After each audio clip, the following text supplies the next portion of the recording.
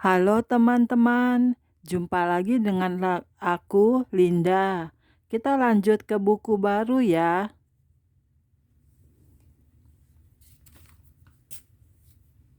Judulnya Perjalanan ke Sorga dan Neraka, ditulis oleh beberapa orang pendeta. Ini bukunya.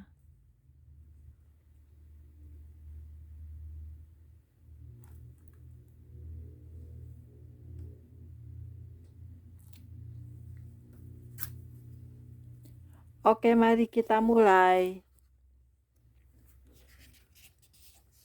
Pengantar. Buku ini adalah buku yang amat unik, berisi pengalaman pribadi yang dituturkan secara pribadi juga bagi saudara.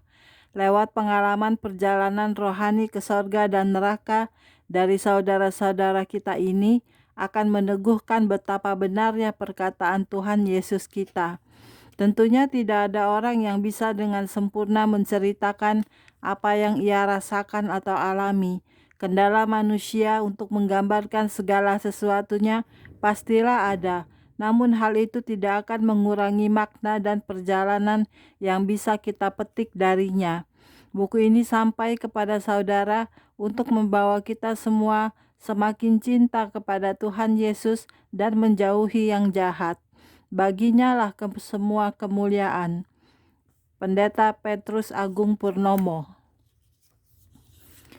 Kesaksian Evangelis Dr. Gigi Yusakcipto Purnomo adalah seorang penginjil yang memiliki hubungan karib dengan Tuhan Yesus, dipakai oleh Tuhan menjadi saluran berkat bagi umatnya.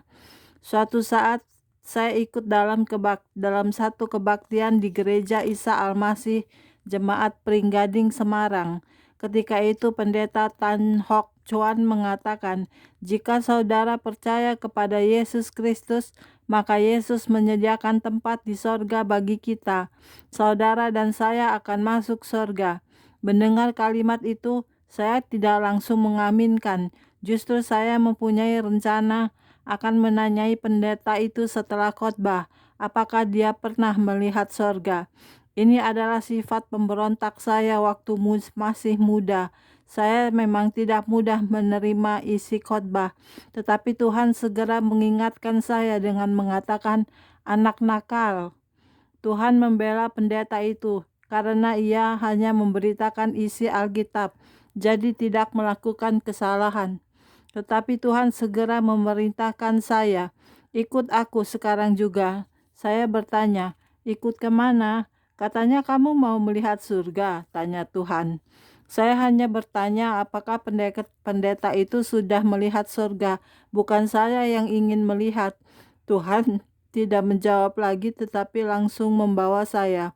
Saya tahu betul tubuh saya tertinggal di kursi gereja itu dan hanya roh serta pikiran jiwa saya yang dibawa. Dalam waktu singkat saya dibawa ke Firdaus. Luar biasa, terangnya jauh lebih terang dibandingkan matahari.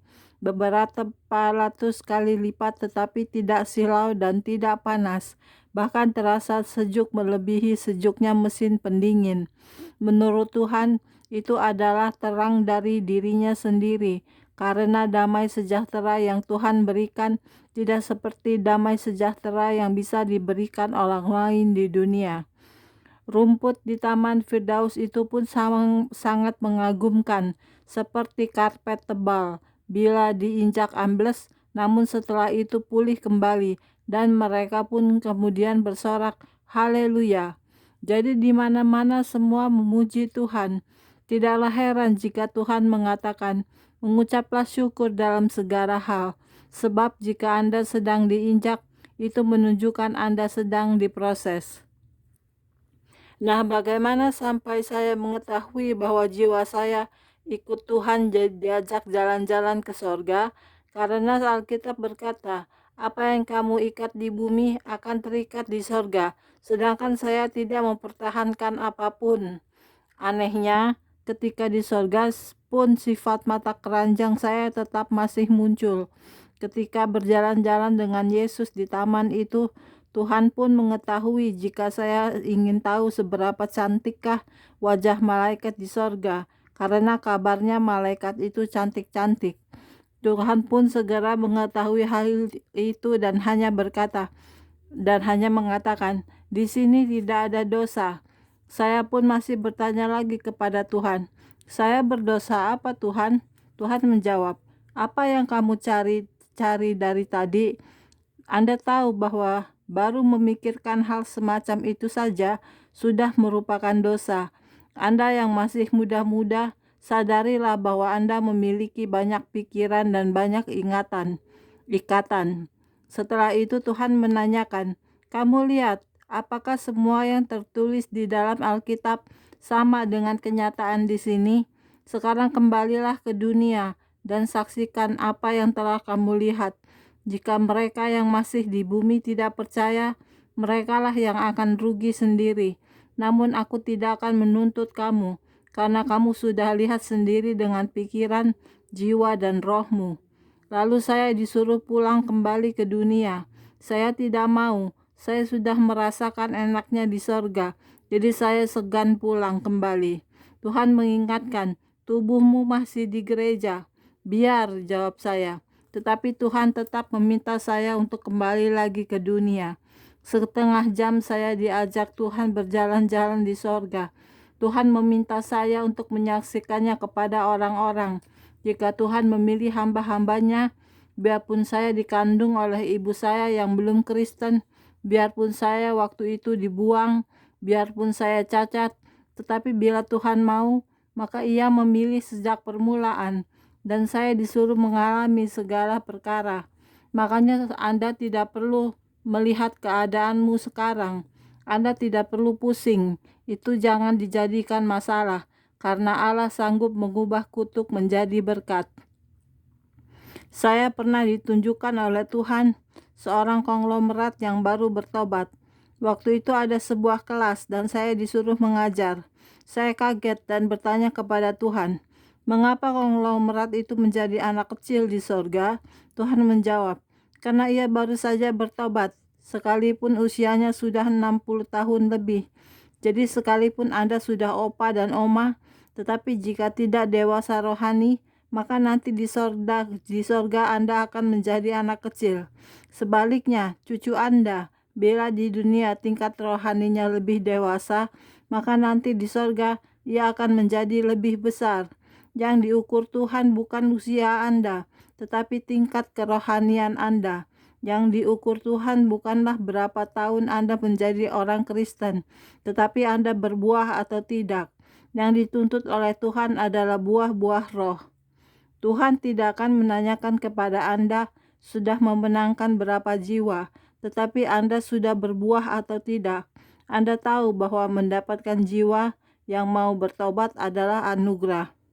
Ketika saya menginjil ke Kalimantan, ada seorang ibu yang sudah anak Tuhan, tetapi suaminya belum mengenal Yesus. Sampai akhirnya ibu ini berdoa meminta Tuhan untuk membawa suaminya menunjukkan keadaan sorga agar dia bertobat.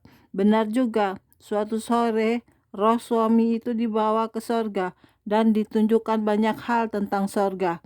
Orang ini merasa kagum dengan keadaan sorga. Semua orang di sorga ternyata mengenal istri dan keluarganya, tetapi tidak mengenal dia karena dia belum anak Tuhan.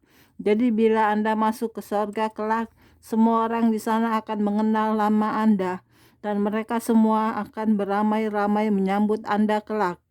Makanya di Alkitab dituliskan, satu orang bertobat, seluruh isi kerajaan sorga bersorak-sorai, dan Anda akan langsung masuk ke tingkat di mana Anda ditempatkan.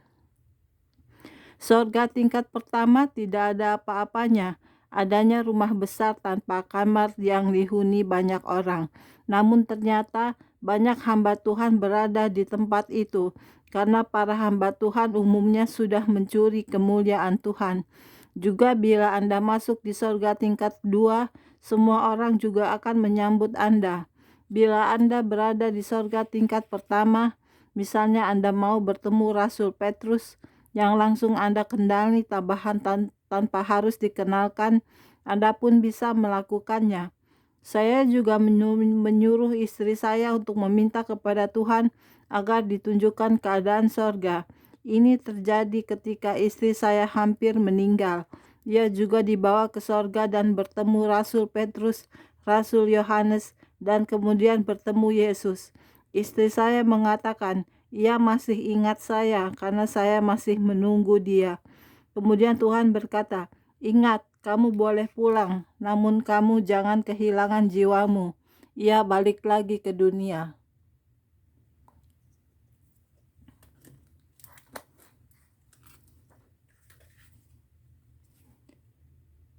Oke, sekian dulu hari ini videonya ya. Kita lanjut ke video berikutnya. Jangan lupa subscribe ya. Terima kasih. Tuhan berkati kita semua. Amin. Bye-bye.